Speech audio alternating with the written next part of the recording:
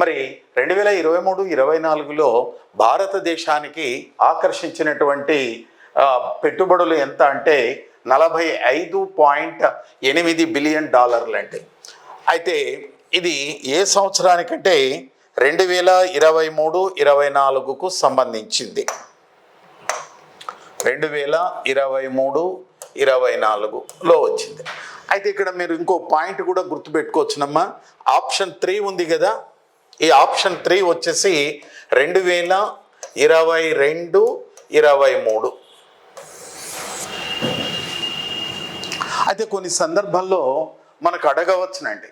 ఎందుకు అడగవచ్చునంటే 2022-23తో పోల్చుకుంటే 2023-24లో విదేశీ ప్రత్యక్ష పెట్టుబడులు కొంతవరకు తగ్గినాయి అనేటువంటి అంశం ఇక్కడ మనకు తెలుసుకోవచ్చు. ఆ విధంగా క్వశ్చన్ అడిగినా కూడా ఆన్సర్ చేయడానికి అవకాశం అనేది ఉన్నది.